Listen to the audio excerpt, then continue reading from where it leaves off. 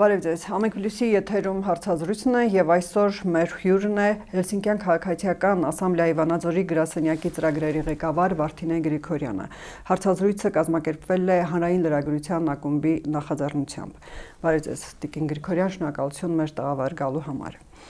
Անդրադառնալով Գյումրիում տեղի ունեցած ընտրություններին, դու գրառում էիք կատարել, թե Գյումրիու ավագականու ընտրություններից առաջ կամ ընդհանրապես մինչև ընտրությունները եւ 26 թվականի թիմի ընտրություններին ընդառաջ ցանկալի կլիներ, որ թիմ ընտրություններում համամասնական ընտրությունների դեպքում երկրորդ փուլ ունենալու կարգավորում լիներ։ Ինչու է ձեր կարծիքով երկրորդ փուլի անհրաժեշտություն կարգավորումը անհրաժեշտ եւ ինչ կտար Գյումրիի ընտրությունների դեպքում, եթե մենք ունենայինք նման մեխանիզմ։ Մենք եթե կհիշեք 2016 թվականի ընտրական օրենսգիրքով, այսինքն երբ ընդունվել էր ընտրական օրենսգիրքը, ունեինք կարգավորում ու շարունակում ենք ունենալ ԱԺ ընտրությունների երկրորդ փուլի մասին, եթե չկա կայուն քաղաքական մեծամասնություն, դրա կարիքը թե երկրորդ փուլի, թե կայուն քաղաքական մեծամասնության կարգավորումները որևէ կերպ կիրառելու կարիք չի եղել երբևէ, այսինքն թե Հանրապետական կուսակցությունը 17 թվականին է ստացել 54%-ը, թե Իմ քայլը եւ հետո քաղաքացիական պայմանագիրն են ստացել ավելի շատ, 2/3-ը, ու այսինքն դրա կիրառման կարիք չի եղել, բայց զուգահեռաբար թիմերում գոյություն ուներ բոնուսային համակարգը։ Երբ 40% ստացած ուժը ստանում էր ավտոմատ այնքան մանդատներ, որ ունենա կեսից ավելին։ Սա առաջին ճգնաժամն էր, որ մենք ունեցանք Գյումրի քաղաքում 2016 թվականին, երբ կարծեմ գալայից վերցրեցին 1 մանդատ, տվեցին Բալասանյանին, Սամվել Բալասանյանը այդ ժամանակ էլի դաշինք էր ոնց որ թե արդեն իր անունով, բայց ներկայինս կուսակցություններ արդեն, իսկ այն մեկը դաշինքներ ուղղակի, ու այդ դաշինքին տրվեց, ինչի արդյունքում փաստացի խեղաթյուրվեց այդ ամբողջ ընտրական իրավունքը, այսինքն ում է ընտրել ընտրողը, ինչպես է բաշխել իր ձայնը ու ինչպես է դա տնօրինվում արդեն գործող կարգավորումների միջոցով։ Սա բավականին խնդրահարույց էր ու մենք նաև ջատագովելով հետագայում ընտրական օրենսգիրքից հեռացվեց 40%-ի դրույթը։ Զուգահեռաբար Վանաձոր քաղաքում կար քաղաքական պայմանավորվածություն, ըստ էության կոալիցիայի կարգավորում չկա օրենսդրության, բայց ամեն դեպքում ձևավորվում էր, ոչ ֆորմալ կոալիցիա, որը սակայն չքվեարկեց այնպես, ինչպես պայմանավորվել էին, ու փակ քվեարկությունից օգտվելով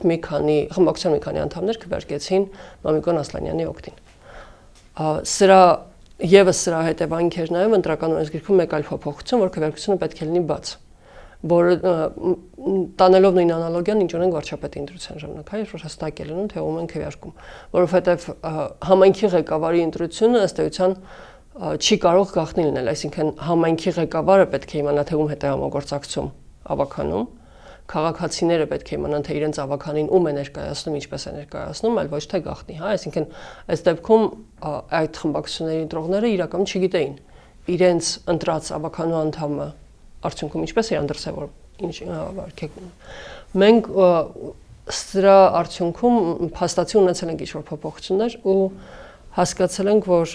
երևի թե այն 40%-ը, որ նախատեսված էր, նմանատիպ ճգնաժամերի ենթադրյալ լուծում էր պատկերացրած, կստանա ինչ-որ մեկը 40% մանդատները, կստանա մեծամասնություն, խնդիր չի լինի։ Բայց երբ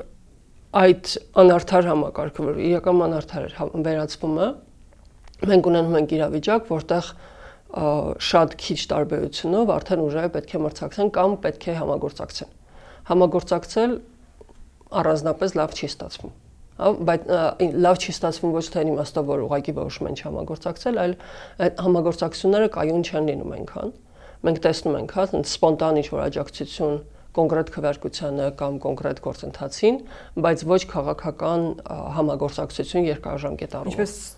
կունենա ըստ երևույթին Գյումրիի վերջին ընտրությունների դեպքում, երբ որ Մարտին Գրիգորյանի ղեկավարած ուժը կամ առաջնորդած ուժը ձայներ տվեց Վարդան Ղուկասյանին ընտրվելու համար քաղաքապետի պաշտոնում, բայց հայտարարում է, որ պատասխանատու չեն նրա ուժի որոշումների նկատմամբ պատասխանատու չեն, նաև համագործակցել չեն պատրաստվում են առումով, որ դաշինքներ չեն կազմակերպի, կոալիցիա չեն կազմակերպի, չեն միանա իրան։ Ու նաև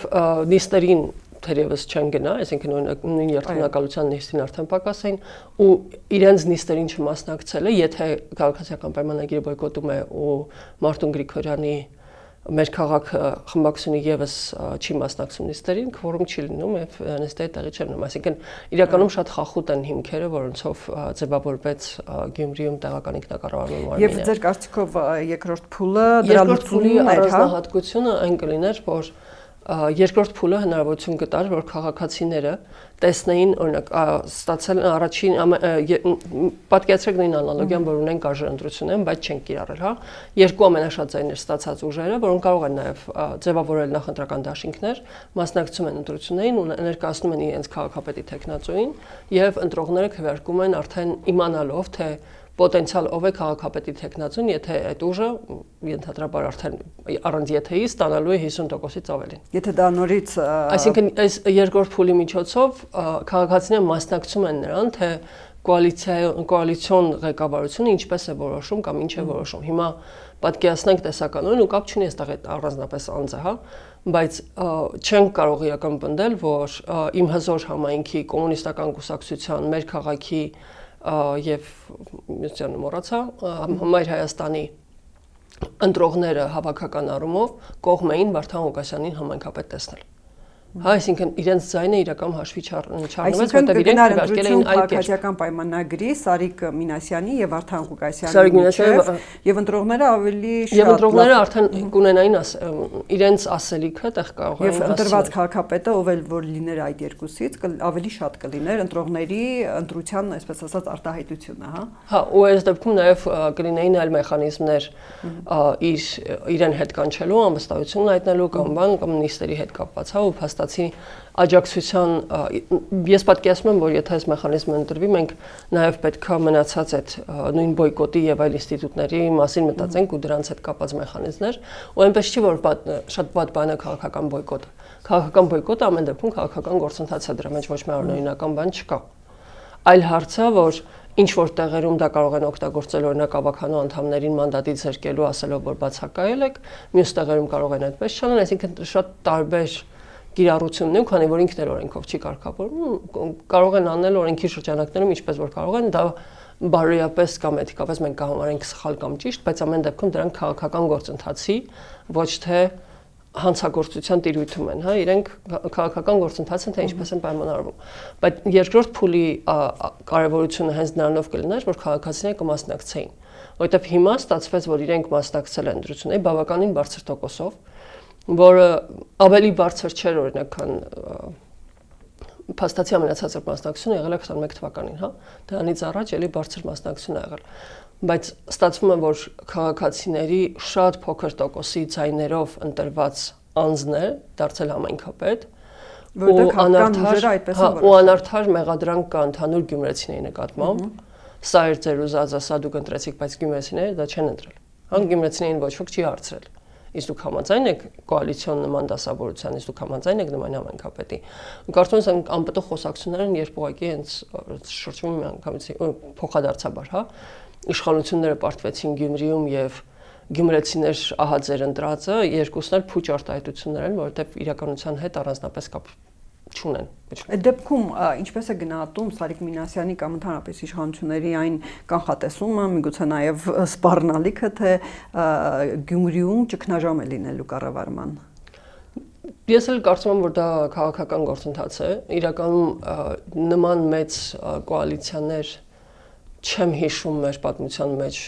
թե Տիմերի, թե ԱԺ-ի, որ գոյություն ունենան, շարունակեն գործել։ Առավելագույնը երկու ուժով միգուցե հնարավոր է, բայց երկարաժամկետ մի քանի ուժերով արդեն համաձայն ազգային ժողովում նախկինում եղել է 4 ուժերի կոալիցիա, միգուցե եւ մինչեւ վերջ 5 տարի միգուցե չի գործել, բայց մի քանի որովհետեւ մենք իրականում եթե նույն ԱԺ-ին Բարգավաճ Հայաստանը, Հանրապետականը, օրինակ շատ կարճ ժամանակ էր իրականում, երբեմն կոալիցիա կազմում էլի կարճ ժամանակով, բայց նաեւ ներկայիս ԱԺ-ում, հա, մենք փաստացի ունենք երկու դաշինք, որոնք չունեն, որոնցից երկուսի կեսն էլ արդեն չկա,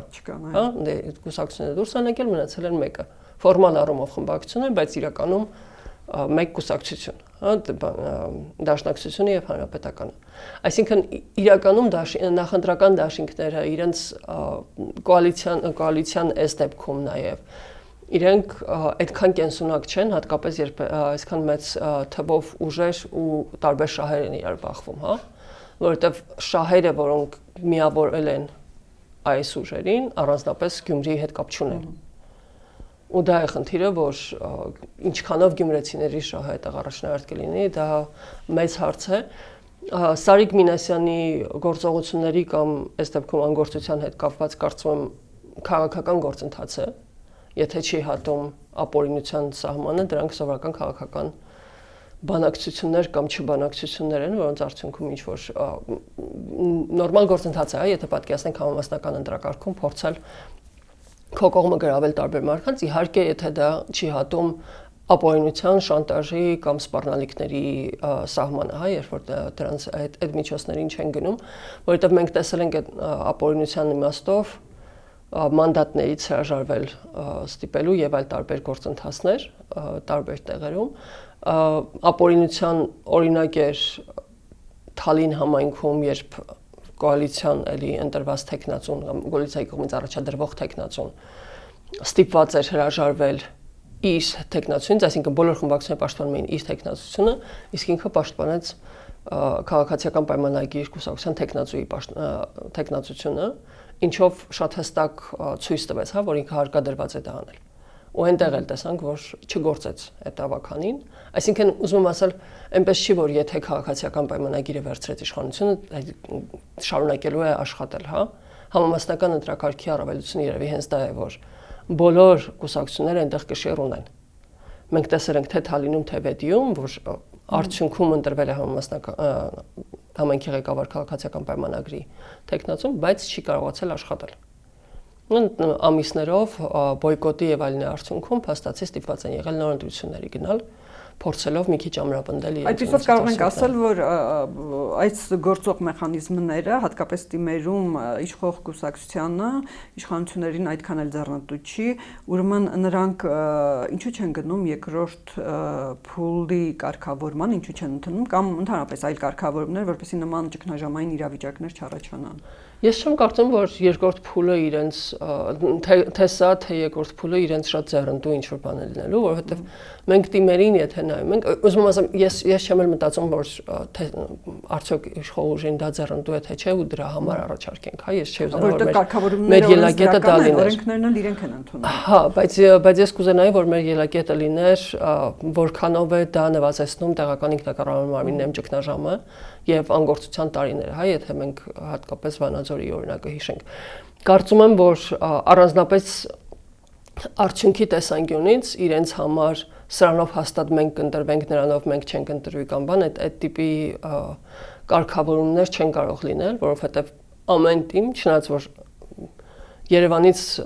նայվող հայացքը տեսնում է բոլոր տեղերում քաղաքացիական պայմանագիր ընդդեմ մնացածի, իրականում թիմերը շատ տարբեր են։ Ու ամեն տեղական ինքնակառավարման մարմինների ընտրություններ առանձնահատուկ են իրենց տեխնացուներով, իրենց չափազանց մոտիկ գտնվող անձանցով, որոնք պայքարում են իշխանության համար ու որոնց հետ կապված շահերը շատ տարբեր են։ Այսինքն իրենք այդքան քաղաքական չեն, ինչքան որ այստեղ ուզում են դա տեսնել, հա։ Ես կարծում եմ, որ քննարկումները, որոնք տեղի են ունեցել, չեն ներառել այդքան լուրջ երկրորդ փուլի կարգավորումը, որովհետև ճգնաժամերը այդքան տեսանելի չեն եղել կամ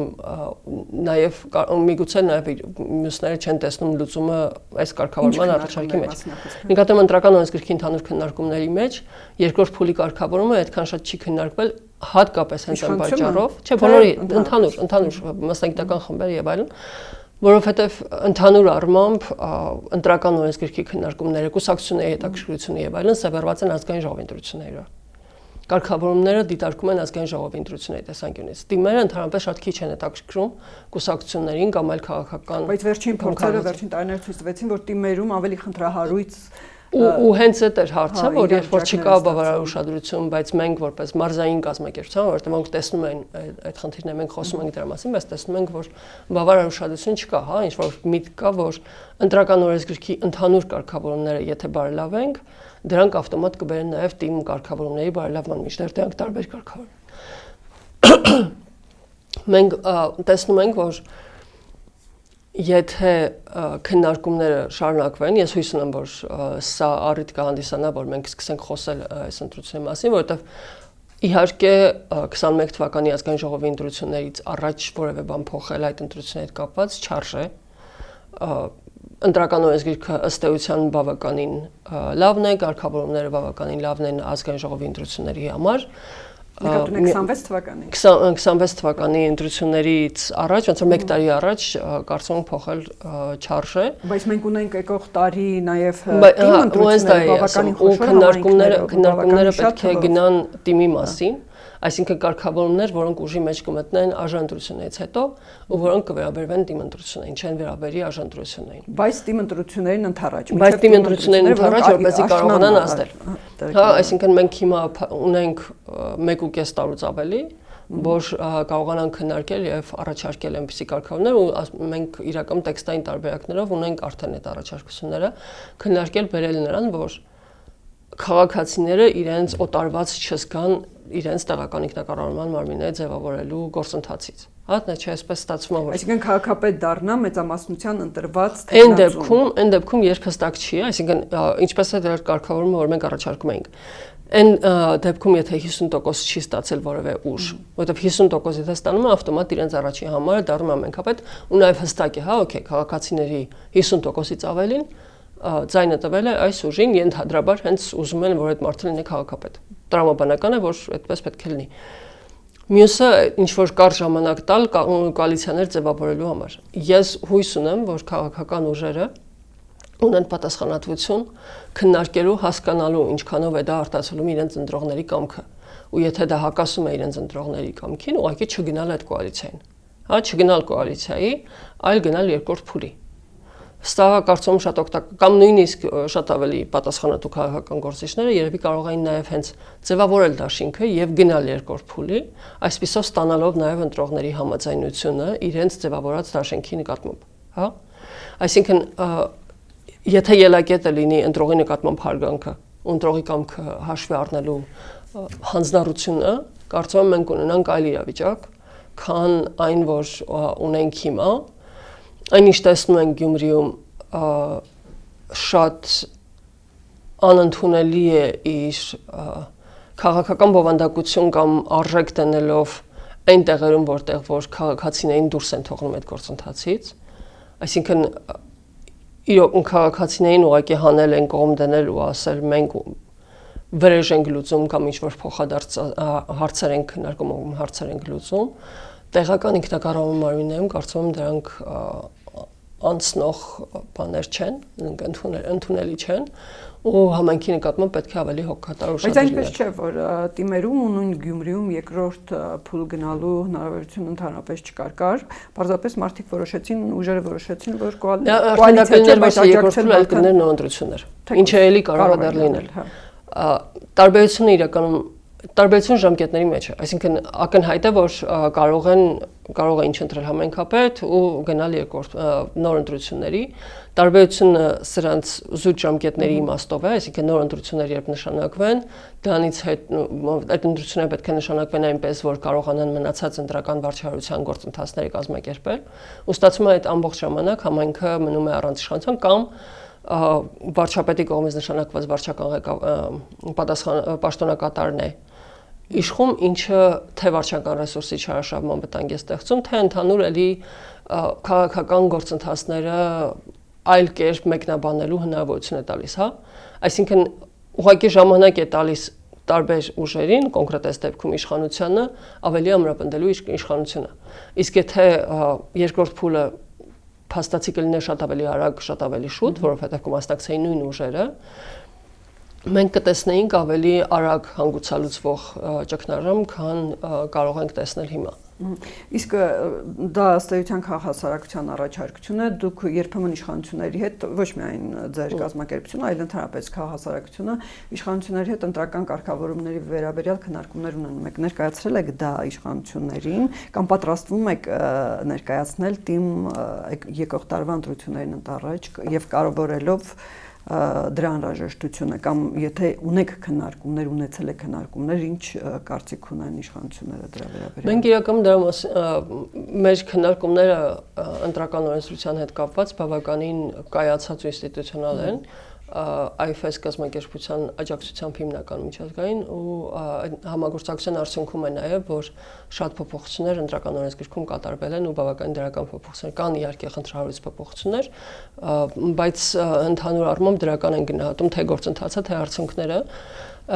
Երկրորդ փուլի հետ կապված կարգավորումները մենք ներկայացրել ենք անցյալ տարի Երևանի անցյալ տարի, բայց տարվա սկզբին Երևանի ավականու ընտրություններից հետո ինչ որ post factum քննարկումներ, թե թիմերում էլ ինչ կարգավորումներ են ենթադրում։ Օրինակ այդ առաջարկված կարգավորումներից մեկը այն էր, որ եթե մեկ սեռի ներկայացուցիչները այլևս չկան ընտրական ցուցակում, որ խմբակցության ցուցակում, որպեսզի զբաղեցնեն քվոտայով իրենց համար նախատեսված մանդատները, ապա մանդատը մնում է թափուր։ Սա կանխարգելիչ միջոցառում էր, որ պետք է ապահովեր, որպեսզի կանանց չստիպեն ինքնաբացարկ հայտնել անմիջապես ընտրվելուց հետո մի տուն, որ մենք տեսել ենք մի քանի համայնքներում։ Այս կարգավորումը արդեն ուժի մեջ է, ընդունվել է դեկտեմբերին, եւ հիմա արդեն հույս ունենք, որ ազդեցություն կունենա, որ կուսակցությունները երբ որ ներգրավում են կանանց իրենց ընտրական ցուցակներում, չմտածեն նրա մասին, որ դա ուղղակի ցուցակ է, թվաբանություն, իսկ ընտրությունից հետո արդեն ընդ որում նաև պատասխանատվություն է նախատեսվում մանդատից հրաժարվել հարկադրելու համար։ Այսինքն որովհետև մենք հասկանում ենք, որ մենք ունենք արմատացած խնդիրներ, որոնց ուտեն պետք է պայքարել այսպիսի միջոցներով։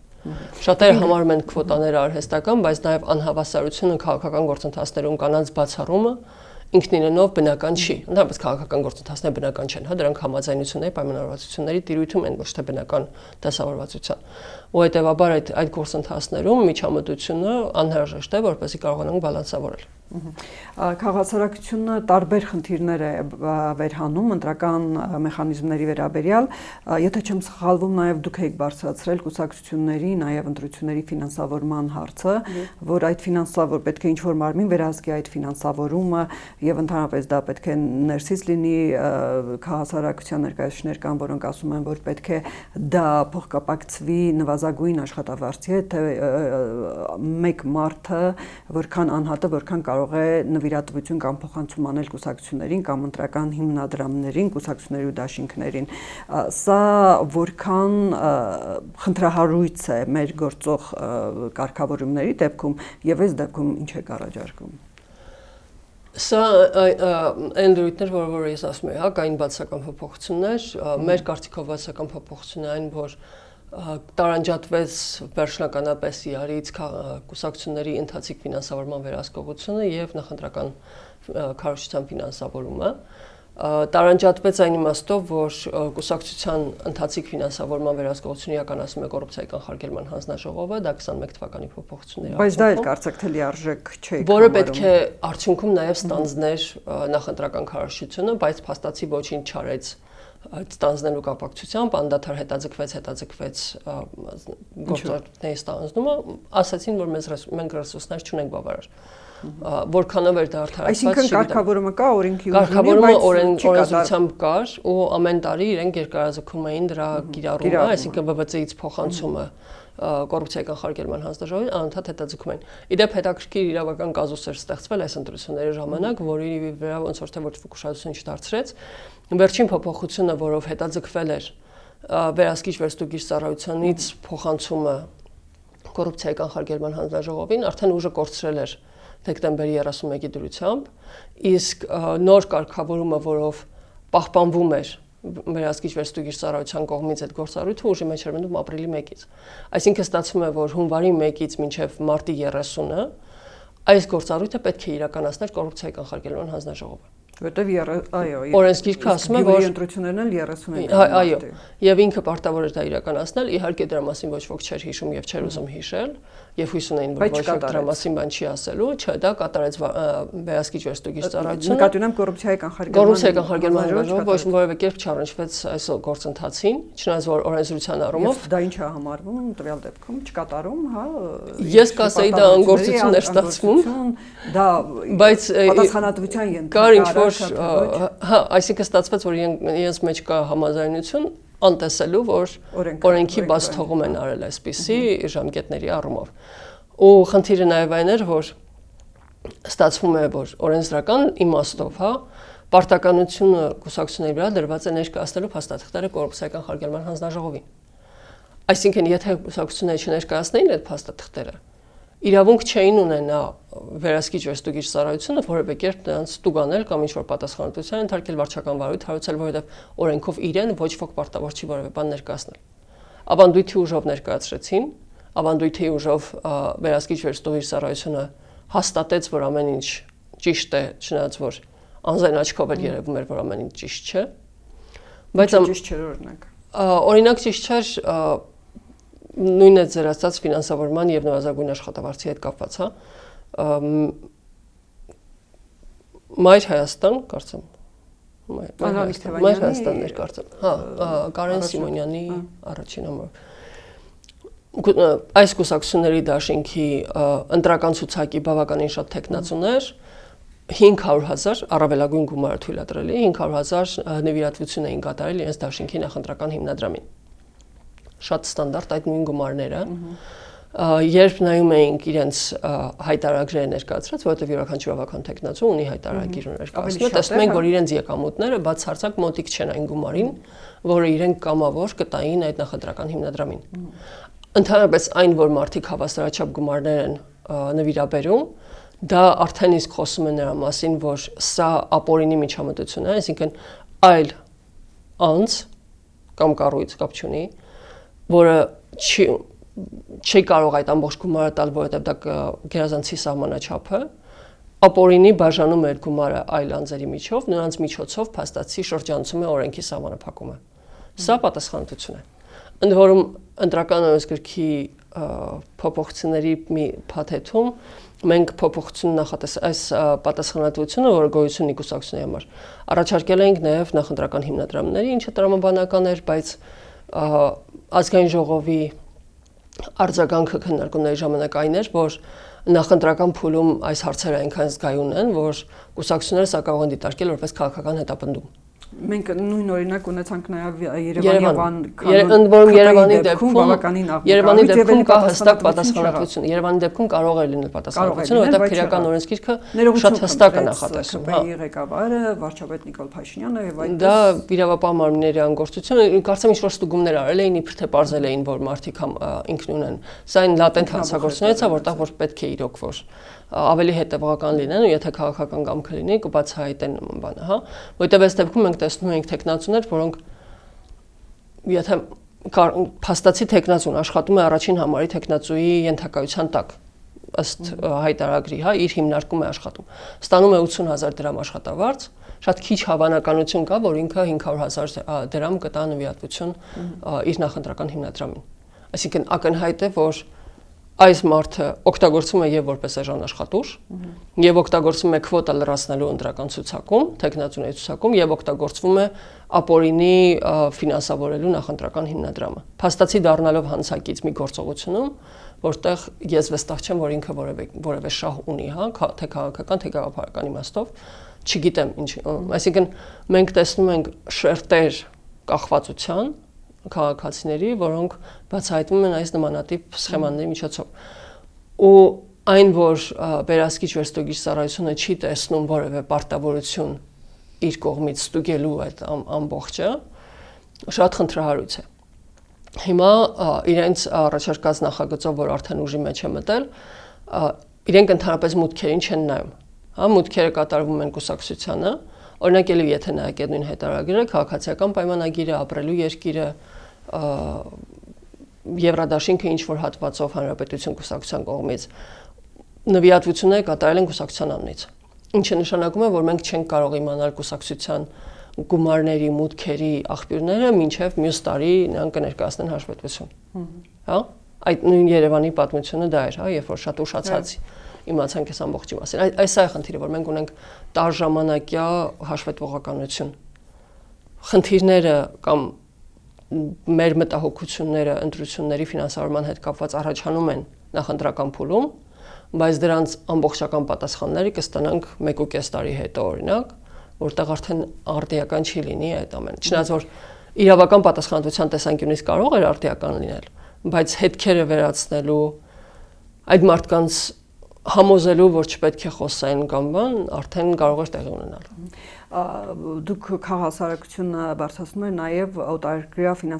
ֆինանսավորման ազդեցության հարցը, այս դեպքում որքան է պաշտպանված Հայաստանի, որքան են պաշտպանված ընտրությունները, թե թիմ, թե ազգային ժողովի ընտրությունները նման ազդեցությունից, որոնք կարող են վճռական լինել։ Որոշ դեպքերում, օրինակ Գյումրիի դեպքերում ասում են որոշակի ազդեցություն եղել է խոսակցությունների մակարդակով։ Մեր ընտրական օրենսգիրքը եւ քրեական օրենսգիրքը շատ հստակ արգելում են օտարերկրյա ֆինանսավորում եւ օտարերկրյա քաղաքացիների կողմից քարոզչություն։ Այսինքն առնվազն այն համաժողովը, որ տեղի ունեցավ, այդտեղ առնվազն վարչական պատասխանատվություն կար կամ պետք է լիներ այն անձանց։ Ռուսաստանից մինչև ընտրությունները, որ տեղի ունեցավ եւ այո, դրանք պատասխանատվություն ենթադրող են, այսինքն օրենսդրության իմաստով մեր օրենսդրությունը ունի բավարար գործիքներ, որպեսզի արգելի նման միջամտությունը։ Հարցը այստեղ ուրիշ է, հա, արդյոք փորձում են այդ գործիքները կիրառել, արդյոք փորձում են բացահայտել աղբյուրները, արդյոք փորձում են հասկանալ, որ այս գումարները, որոնք մուտք են արվում, իրոք օրինական ճանապարհով են տեղ հասել։ Այո, ասվում էր, որ երբ մենք ունենանք համընդհանուր հայտարարագրում, այս դեպքում հասկանալի կլինի, արդյոք այդ մարդը ուներ տվյալ ֆինանսական միջոցները կամ որտեղից էր ստացել, որ ուղարկեց կուսակցությանը։ Միգուցե, բայց դա պետք է ուսումնասիրվի, պետք է արվի, այսինքն եթե հայտարարները ներկայացվեցին, բայց նրանց ոչ ոք չուսումնասիրեց, ոչ ոք չորոշեց, որ այս կապերը պետք է փորձել տեսնել, մենք ունենանք այն իրավիճակը, որը ունեցել ենք թե Երևանի ընտրությունում, թե երևի թե համընդհանուր հայտարարումը եկամուտների, որը հետաձգվեց մինչև նոյեմբեր, հա, որոշակի տեխնիկական խնդիրների պատճառով, եւ դուք դա կարևորում եք եւ ընտրությունների։ Ես չեմ ասում, թե մենք կարևորում ենք, ես ասում եմ, որ մեզ ասում են, որ պատասխանը դա է, որ երբ լինի համընդհանուր հայտարարում, այդ ժամանակ մենք կկարողանանք հետևել գումարին եւ տեսնել թե ուր է գնում կամ որտեղից է գալիս ու ուր է գնում։ Այդ դեպքում բացահայտարարում այդ խնդիրը ձեր կարծիքով։ Ինքը մեխանիզմը կլուծի, բայց այդ մեխանիզմը կիրառել է պետք։ Այդ կիրառողների մասով ես վստահ չեմ, որովհետեւ ես կարծում եմ, որ նաեւ առկա կարգավորումներով, օրինակ մենք օրենսդրության տեսանկյունից եւ կոնստրուկցիայի կանխարգելման հանձնաժողովի մասին օրենսդրության փոփոխության եւ ընտրական օրենսդրության նախատեսել ենք, որ հիմնական կապող կետը բոլոր ֆինանսների, այսինքն ֆինանսավորումների, որ կուսակցություններին տրվում են, պետք է լինի մարդու հանրային, ինչա կոչվում, սոցքարտի համարը։ Հանրային համարանիշ։ Հա, հանրային ծառայությունների համարանիշը։ Դա նշանակում է, որ հանրային ծառայությունների համարանիշը պետք է պարտադիր մուտքագրվի այն ժամանակ, երբ մուտք է անում գումար կուսակցության հաշվին։ Բայց մենք տեսնում ենք, որ մարդիկ կարողանում են տերմինալի միջոցով վճարել առանց այդ համարանիշը մուտքագրելու։ Ու եթե իրանց անձնական տվյալները, օրինակ անձնագրի տվյալ կամ բան չեն նշում, օրինակ Եվրադաշինք կուսակցությունների դաշինքին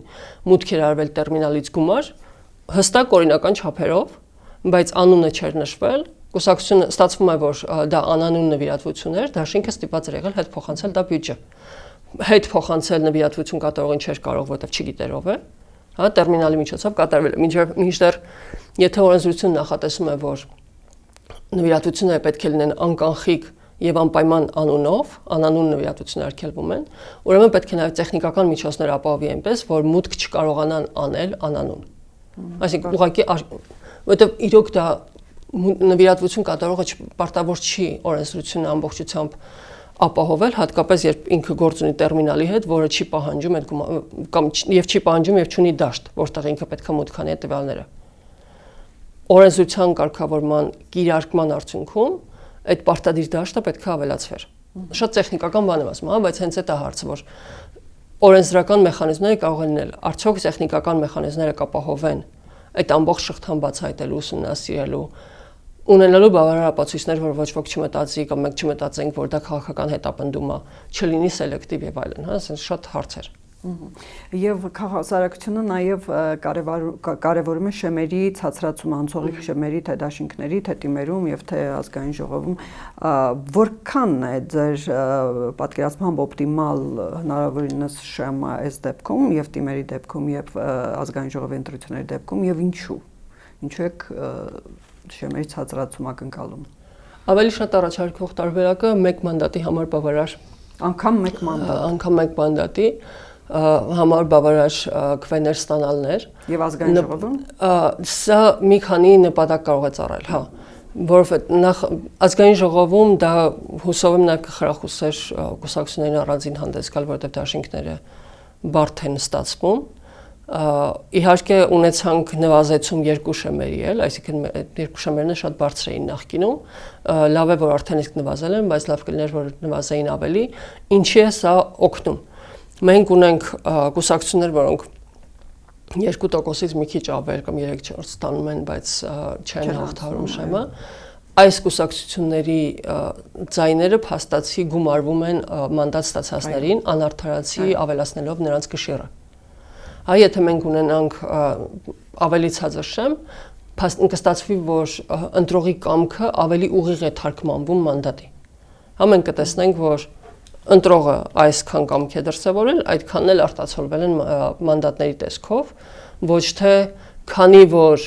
շեմը ու մենք տեսել ենք նաև տարբեր համայնքներում, հա, երբ ընդհանրապես երկու ուժ են ստանում մանդատները, բավարար շեմը հաղթահարում, իսկ երրորդը անցնում է ազգային ժողովում էլ նույնպես, հա,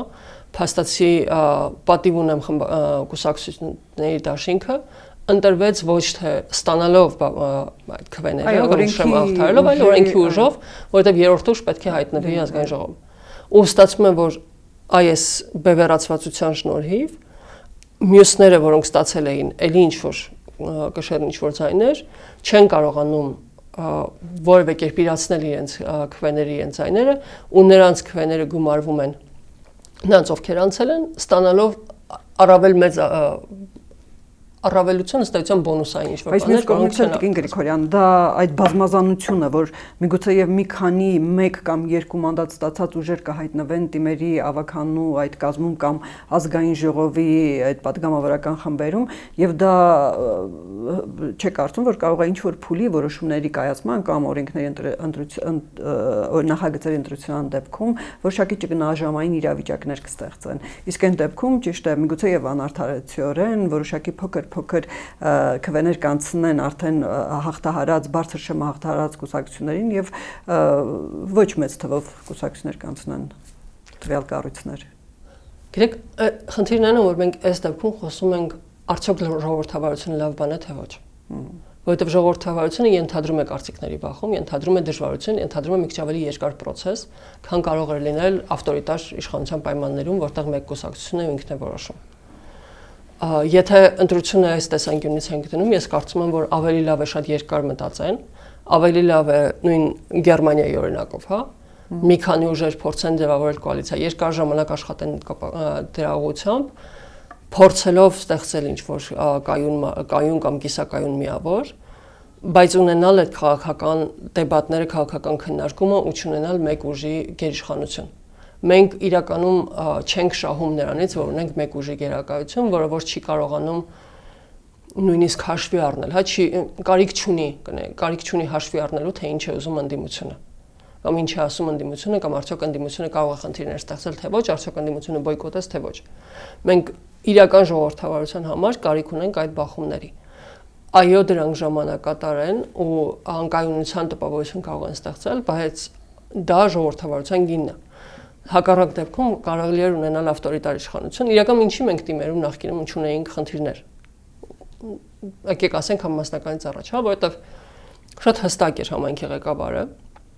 հիմնականում չէր փոխվում, ավականիները իր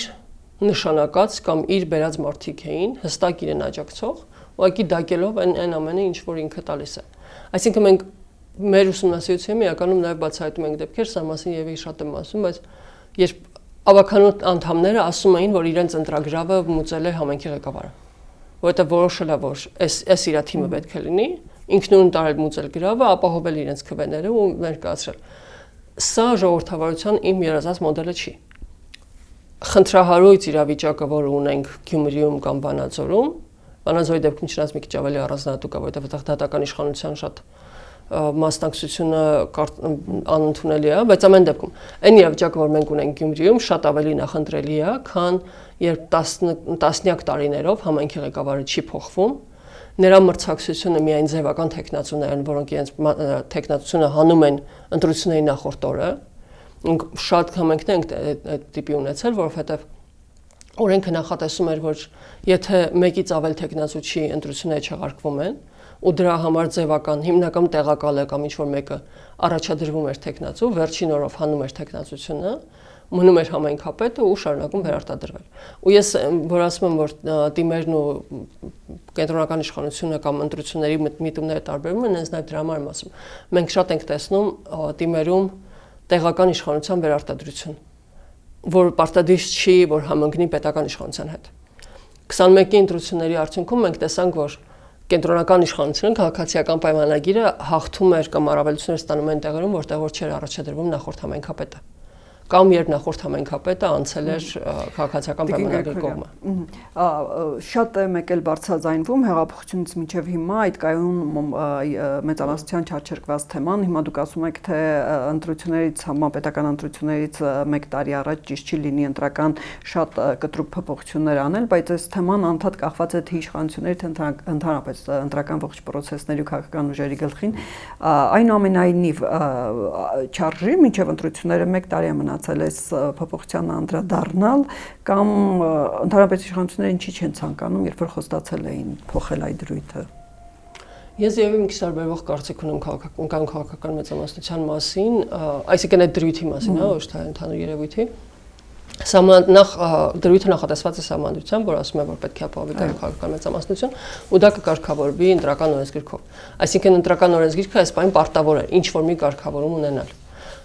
Այն կարգավորումը, որը ունի ընտրական օրենսգիրքը, իմ կարծիքով օբյեկտիվորեն չի կարող ունենալ այն ազդեցությունը, այն ճակատագրական ազդեցությունը, որը վերագրում են կայուն քաղաքական մեծամասնությանը։ Բացատրեմ ինչու, հա, արդեն մենք 3 ընտրություն ենք ունեցել այս կարգավորման արկայության պայմաններում, ոչ մեկի դեպքում ինքը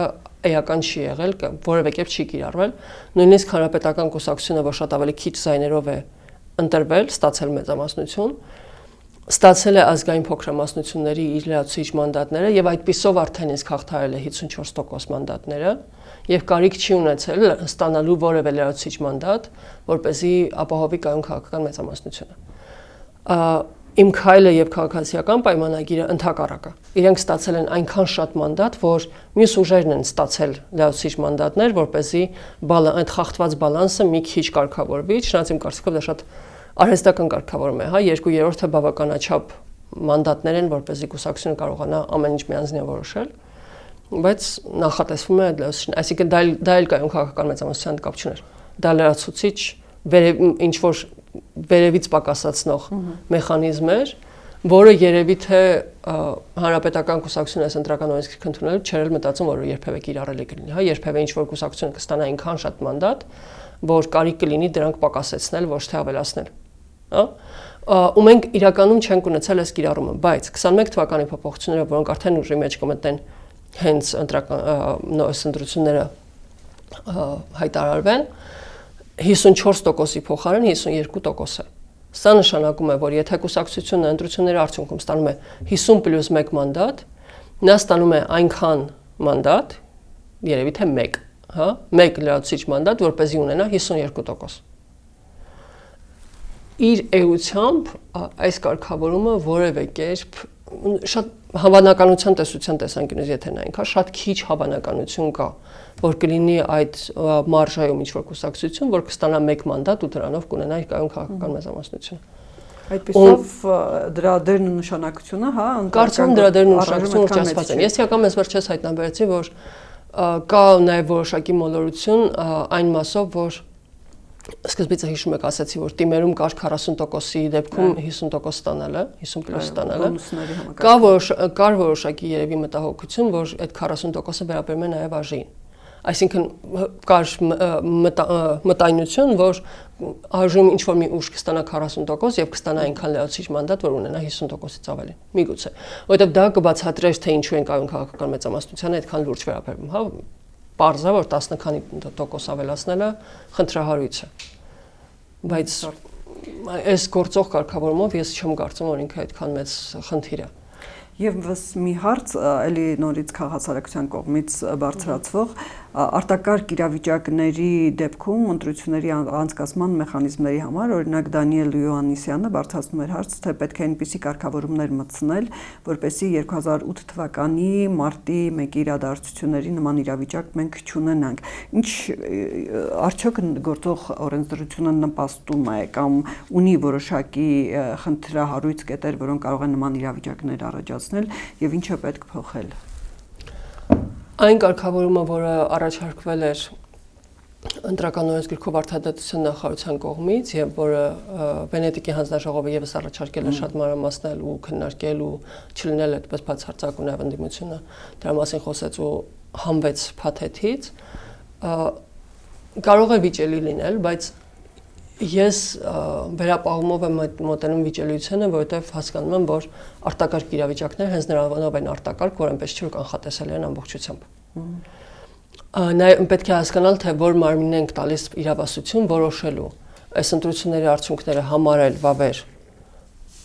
ու համարել, որ իրավիճակը չի փոխվել արտակարգ դրությունից հետո, թե չհամարել։ Փոփոխությունը, որ կարծեմ առաջարկվեց ընթացքում, դա այն էր, որ եթե քվեարկության օրն է արտակարգ իրավիճակը, այդ դեպքում են ու հաշվել անհնար է այդ դեպքում ինչ որ ասացվում, իսկ եթե մինչև այդ այլ կարգավորումներ նախատեսվում, ամեն դեպքում այս քննարկումները դեռ կշարունակվեն ու իրենք որևէ կերպ հստակ չեն, բայց ակնհայտ է նաև, որ այո, արտակարգ իրավիճակներ հենց նրանով են արտակարգ, որ դրանցից հետո շատ կարող է իրավիճակ փոխված լինել ու պետք է կարողանալ կամ համարժեք գնահատական տալ դրան կամ համաձայնել, թե որ կառույցը իրավունք ունի համարժեք գնահատական տալ։ Կենտրոնական ընտրական հանձնաժողովը թերևս պետք չի որ լինի այդ կառույցը։ Դա կարող է լինել օրինակ Սահմանադրական դատարանը։ Սահմանադրական դատարանը որոշել ընդունում ենք այս արդյունքները, թե գնում ենք նոր ընտրությունների։ Տրամաբանական կլիներ ունենալ, այսինքն վերջպետական կառույցներ թերևս պետք չի, բայց պետական ամենամեծ կառույցը հենց որ ընտրությունների արդյունքների վիճելիության հարցերով զբաղվում է Սահմանադրական դատարանն է ու լավ կլիներ որ հենց Սահմանադրական դատարանը որոշեր նպատակահարմար է գնալ նոր ընտրությունների թե ոչ հաշվի առնելով տարբեր կարգավորումներ էլի կգար հարցը արդյոք մենք վստահում ենք Սահմանադրական դատարանին թե ոչ բայց անվստահության կանխավարկածով կարող ենք ոչ ոքի չվստահել Եվս մի հարց Տիկին Գրիգորյան որքանով են նպաստում մեր դատաիրավական համակարգը արդար ընտրություններ անցկացնելու հարցում եւ ընտրություններից հետո արդեն ընտրողների քվեն ճիշտ արտահայտելու դեպքում Եթե Վանաձորով ընդհանրացնենք ահավոր Վանաձորի դեպքում իրականում շատ անհասկանալի ու տարօրինակ միջամտություններ որովհետեւ նախ որոշվեց, որ նախնական գործընթացը բավականին օրինական էր, հա, դատարանը կոլեգիալ մարմնով որոշեց, որ արդյունքները չեն կարող վիճարկվել, փաստացի մերժեց։ Այդ որոշումը բողոքարկվեց Լուսավոր Հայաստանի կողմից այն հիմքով, որ դատավորներից մեկը միացել էր Zoom-ով։ Ընդհանրակարգային ինչ-որ բան, որը 20 թվականին կարծես թե արդեն նորմալ էր, հա, որ դատավորը միանում էր Zoom-ով, կարիք չկար դրան այդպես վերաբերելու, բայց ամեն դեպքում գտան հիմք, ընդունվեց վարույթ, միաժամանակ արգելելով որպես միջանկյալ միջոց նիստերի անցկացումը համայնքի ղեկավարի ընտրության, որի արդյունքում իրենք իբր թե պետք է պահպանեին իրենց կվիրավորվեն իհարկե որ հիմա ասում եմ իբր թե, բայց ամեն դեպքում պետք է պահպանեին իրենց հնարավորությունը մասնակցելու ավականու ձևավորմանը եւ մասնակցելու համայնքապետի ընտրությանը։ Այս հայցը շատ երկար գնաց զուգահեռ մնալով արգելանքը, հայցը վերջապես վերացվեց եւ այլն մերժվեց,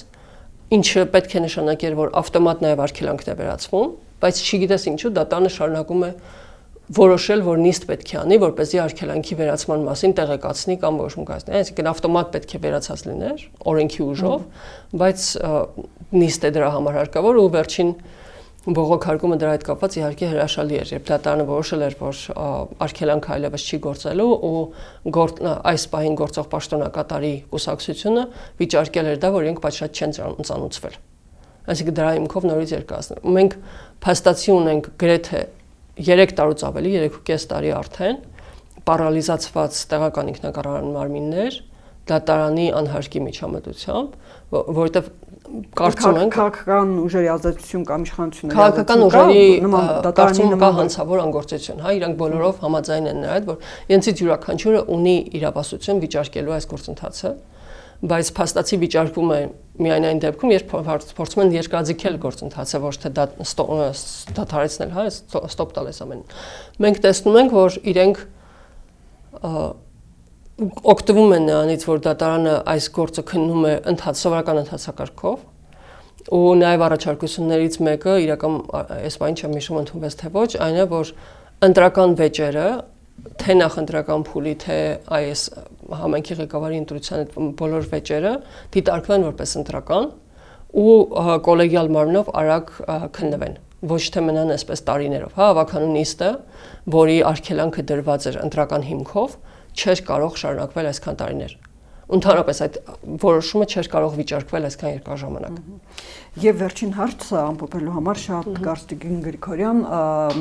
փաստորեն մենք 2020 թվականը լինելու է գերընտրական տարի, եթե կարելի այդպես ասել, գարնանում մենք ունենալու ենք ազգային ժողովի ընտրություններ, իսկ աշնանը արդեն թիմ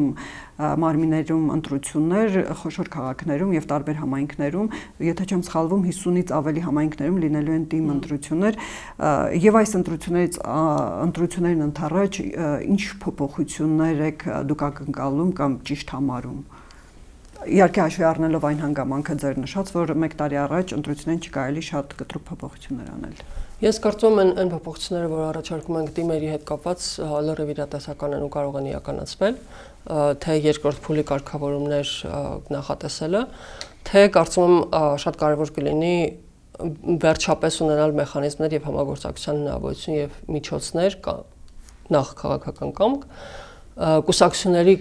կողմից նվիրատվությունների կատարման այդ ամբողջ սխեմայի բացահայտում կամ ավելի թափանցիկություն հենց ընտրական գործընթացում, ընտրական փուլում։ Այսինքն նախատեսել, որ ընտրությունների քարոզարշավի ընթացքում կոռուպցիայի կանխարգելման հանձնաժողովը կամ վերահսկիչ վերստուգիչ ծառայությունը ունենում են հնարավորություն ստուգելու ու ներկայացնելու, թե ովքեր են նվիրատվություն կատարողները։ Ոչ թե դրա համար սպասում ենք 1 տարուց ավելի։ Սա թե ընտրողի նկատմամբ հարգանքի հարց է, այսինքն ընտրողը պետք է իմանա ովքեր են ֆինանսավորում այն քաղաքական ուժին, հետեւաբար ում է ներկայացնում նաև այդ քաղաքական ուժը, հա։ Մենք չունենք մշակույթ մասսայական ֆինանսավորման նվիրատվությունների։ Եթե ունենային քաղաքական ֆինանսավորման այն մշակույթը, որը կա օրինակ ԱՄՆ-ում, շատ այնտեղ կորպորատիվ շատ ֆինանսավորում կա, բայց ամեն դեպքում քաղաքացին զգալ, որ այո ինքն է ֆինանսավորում, սա ուրիշ հարց կլիներ, բայց մենք ունենք իրավիճակ, որտեղ չգիտենք, թե ովքեր են ֆինանսավորում կուսակցություններին։ Ու սրա բացահայտումը կամ սրա թափանցիկության լրացուցիչ երաշխիքները կարծում եմ շատ կարևոր կլինեն ու շատ իրատեսական, որ նախատեսվեին, որովհետև ինչ որ ձևով պետք է կարողանա իշխանությունները, արդարադատության նախարարությունը, կենտրոնական դրական հանձնաժողովի եւ մյուսները արդարացնել այս բաժանումը կոռուպցիայի կանխարգելման հանձնաժողովի եւ վերահսկիչ վերստուգիչ ծառայության միջև։ Եթե այդ բաժանումը բերում է նրան, որ մենք ունենք սև խոռոչ, որը բացահայտվում է շատ ուշ, եւ ունենք կիսատ-պռատ վերահսկողություն այս մի հատվածում, դա բավարար չէ, ու հատկապես դա բավարար չէ այն հանգամանքներում, որում մենք արդեն սկսում ենք գտնվել, որտեղ իրոք այդ օտարերկրյա միջամտությունը թե տեղեկատվական, թե ֆինանսական այդքան մեծ ու այդքան տեսանելի է, ու այդքան ահագնացող ոչ միայն Հայաստանում, հա, ամենտեղ։ Շնորհակալություն։ Հիշեցնեմ, որ Համեկ+-ի տաղավարում հարցազրույց էր, որը կազմակերպվել էր Արդարացի դատաիրավական բարեփոխումներ ծրագրի շրջանակում, որն իրականացում է Ժողովրդավարության զարգացման հիմնադրամի առաջնորդությամբ ձևավորված կոնսորցիումի կողմից, որի անդամներն են Հանրային լրագրության ակումբը, Հելսինկյան քաղաքացիական ասամբլեայի Վանաձորի գրասենյակը եւ Իրավունքների պաշտպանություն առանց սահմանների հասարակական կազմակերպությունը։ Եվ Համեկ+-ի տաղավարում էր Հելսինկյան քաղաքացիական ասամբլեայի Վանաձորի գրասենյակի ծրագրերի ղեկավար Վարդինե Գրիգորյանը։